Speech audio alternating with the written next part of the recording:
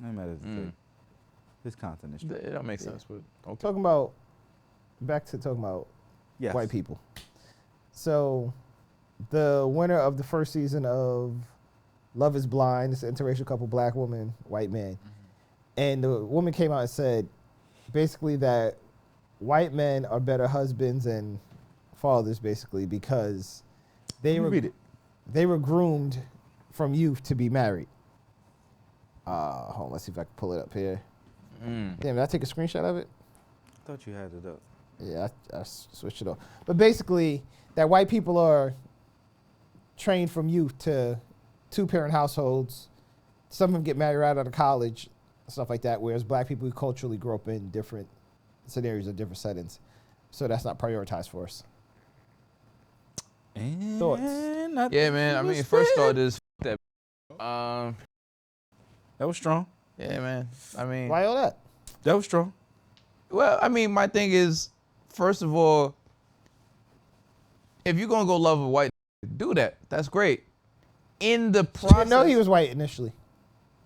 Love is blind. They don't see each other. Yes. yeah, They fall in man. love with the Word. wall between Yeah, she couldn't tell that it was a. I don't watch the show though, so she could have absolutely been confused about. But his this whole race show and is you everything. talking about I don't know about. Yeah, so I guess, and I just so happen to be right most of the Do time. you think you would know somebody, as a white woman on the other side of a wall? Yes. How would you know? And I wouldn't be exactly right every time because you could be off because people regionally and based off like background and everything can sound different. But between vocal inflection, references, and different things, I feel like I could make an accurate guess, right? If not race, the person's background. And based on background, you could usually guess, you know what I mean? And it sucks, but that's just reality, right? Anyways. I remember real quick. I remember when Iggy Azalea. is it Iggy Azalea, the real tall white girl. I remember when she first started rapping, I would not have known she was a 6'1" white chick from Australia. That's a fact. She didn't sound like it culturally. She was using colloquial Black terms. She sounded black. Pink, when she first dropped, niggas wouldn't know. Christina Aguilera. Word. Adele even. They sing Adele. Blue Eyed Soul. Amy Winehouse, I might have been thrown off. A lot of white artists. A lot of white artists mimic our sound, flows, the different terms. You don't always know. And Wait, so, we're talking about singing. I am. Iggy Azalea, when she talked though, she still had the black scent. So Robin at that Thicke, point- I definitely wouldn't have known Robin Thicke wasn't black. Post Malone, when he first started, I don't think I would have known. Yeah, that's a valid point. So I'm saying, if a wall is between you, I don't know if you could. Yeah, but we're talking about exceptions. Most of the time, I feel like I you named can a lot of accurately guess. exceptions. Yeah. But I mean, 9 times out of 10, I feel like I can accurately guess. Anyways, you can get with a white nigga and be happy and go live your life and do all of these things without shitting on black people. Pull that shit up. I want to read it. What? Like you could do all of that without necessarily, like you can be up without putting somebody down. Yeah. And I want to, hopefully you can find it. I want to read it because I don't think she was putting black folks down in the comment. You're automatically making the comparison as soon as you say white men are this. So what if she backed it up with statistics? Well, I mean, I'm not saying the stats probably don't align in that, but like you have to look at, again, there are other factors involved in that in terms of like socioeconomic status. So like when you look at fucking divorce rates versus credit scores. Mm-hmm. That's the thing. So, I mean, of course you could attribute it to race, but it's more so an issue of the number one reason for divorce is finances. Finances, yep. So if niggas is broke, it's gonna be friction. 9 times out of 10, if niggas is broke, like, you know, they're like, it's poor people, and unfortunately, like, you know, niggas is. Let me reframe it. How many folks, black folks, do you know in our age group people, your contemporaries, do you know put a value on marriage? Black men specifically. Let me start with black men. Do you think more value marriage, or the majority value marriage, or the minority? Okay, so that's a tricky question, right? And let me explain why. Explain, please. When you're talking about whether or not they value marriage versus whether or not they feel like they're going to find value in marriage are two different questions. You get what I'm saying? Nah. All right. Is the institution of marriage a beautiful thing? Is this something that I feel like could benefit me? Is very different than if I get married, am I going to receive that value? Because there could be a lot of value in marriage. Isn't it intrinsic though? No. If you believe in the institution of marriage, then you have to see some value in it. No. You can see the value in the institution and still be like hesitant based on whether or not you're going to get that value. So that's like me saying, do you see value in college? Mm-hmm. Right? Mm-hmm. Everybody's going to be like, yeah, I can see the value in getting a degree. Now, does that necessarily guarantee that everybody that gets a degree is going to get the same amount of value? Well, there's no guarantees. That's what I'm saying. So niggas is gun shy because they don't know whether or not, one, they're going to receive the same amount of value that the next nigga is getting out of marriage. Because like there's all types of benefits, health benefits and wealth benefits and all types of benefits if you find the right partner. Okay. Right? But marriage also could be detrimental as fuck. You could end up getting divorced, lose half your shit. Like there's not really a lot of upsides in terms of marriage for men as of late. So a lot of niggas are a little bit more gun shy as they're raising their standards in terms of, well, this is how everything goes. I think everybody in general, whether it be man or woman, are sort of becoming a little bit more aware of their options. But niggas are a little bit more like, yo, what am I getting out of this? Yeah, I'm going to pay all the bills. Yeah, you want me to do this. Yeah, you want me to do that. But what am I receiving for possibly, like, quote unquote, hitching my wagon to you? Now, is that not somewhat cultural though? Is that not something that maybe we feel a bit more than, because what she's saying is culturally, there's clearly some differences between how we view marriage and how them white folks view marriage. And one of the parts of her comment, what she said was that they be married like before or during college. Like they get married very early. We shouldn't be getting married much later. And so clearly there is culturally some difference. So what's been happening, I believe, in the black community, right? Good. Is you have a lot of single women that were raised by single moms. Right. That was raised by single moms. Right. And like, you know, that's whether a cultural or not you thing. could, yeah, so whether or not you want to figure out why it's been happening, but like I've known a lot of women that were single moms. And those women were raised by single moms. And if you get into a space where you're like, well, what the fuck do I need a nigga for? And then these niggas ain't shit. And you pull up into a relationship with that vibe and that attitude. Cultural. It becomes a self-fulfilling prophecy. So there is a cultural factor to that. I'm not going to take that away.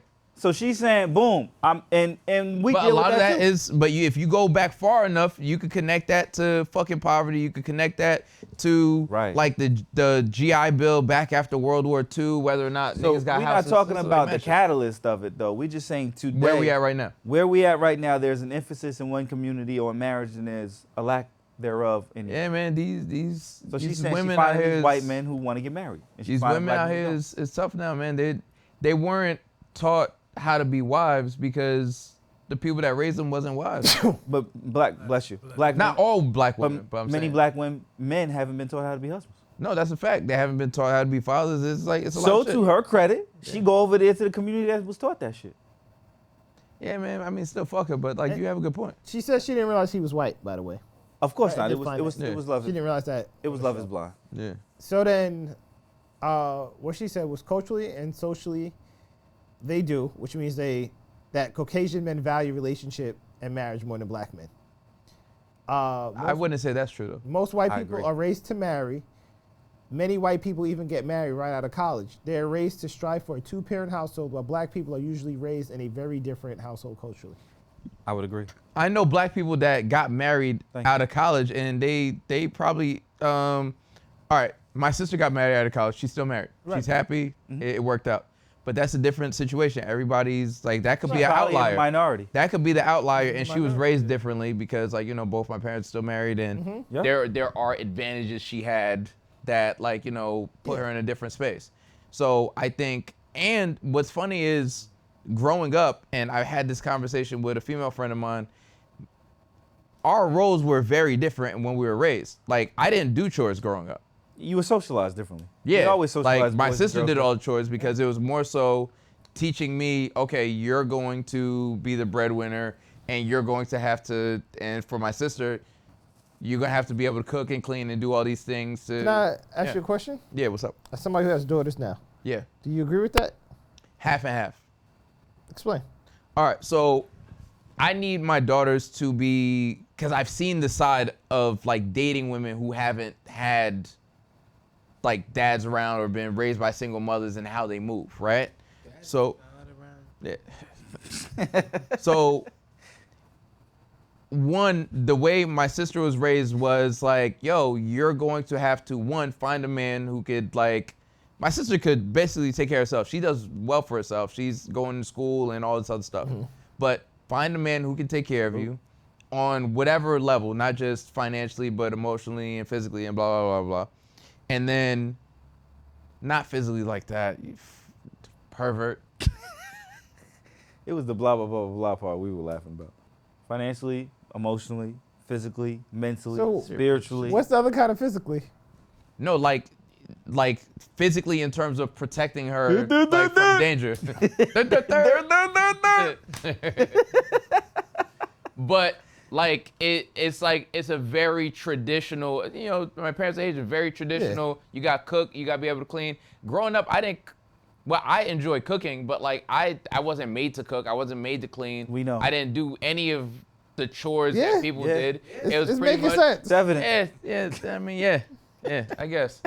Are you the oldest or you the baby? I'm the oldest. But at the same time, there were baby other is factors.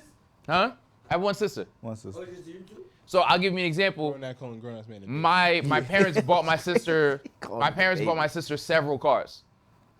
Nice. My parents bought me one car, and my first car was actually used to get my sister her first car. Because you flipped that shit. No. Because my car had car trouble. I remember going to work, and my dad was like, "No, we're going to take your car to get service." We heard the story. Yeah, and then when you damn near killed somebody. No, I'm not talking about that. I was like, my car got taken in to get service. No, not that one. Oh, my first car was the Toyota, and they took it to Toyota to get serviced. And then when they came back, it was a new car in the driveway. I was like, yo, you got me a new car. I was like, no, we got your sister a car. Oh. Like, how'd you trade in my car to get her a car? It's like, now you're old enough to go figure out you're a man now. Like, go buy a car. So it's, you see what I mean? So she's babied in one way, and I was, I guess, spoiled in another way. But when it comes to certain things, like, oh, no, you like 17. Like, why are you getting money? Like, why am I giving you money all the time? Like, go figure it out. Go get a job. So it's very different in terms of like roles and shit. Now, in terms of my daughters, I want to imbue in them that hustler mentality. That was a good word. Yes, I know some words. I guess. You got it. Too. That Spelling math that wasn't his hustlers. strong suit. Spelling bee. I'm not spelling this shit. What the fuck? Use AI, motherfucker.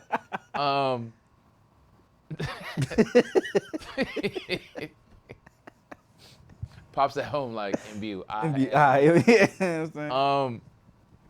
So I want to instill in them the hustler's mentality, but then I want to also be like, I think what happens is single moms teach their daughters, here are the red flags. So all they can see is red flags.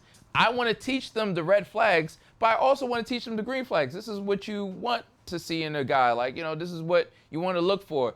Don't automatically go for money. Like, look for ambition. Look for, like, different qualities. Like, shit like that. So it's, like, half and half. The thing with, like... You got daughters. You should answer that, too. Thank you for watching. If you made it this far, please like, comment, and subscribe. For more content, click over here. And most importantly, sign up for our Patreon. We need the money. Reg, stop lying.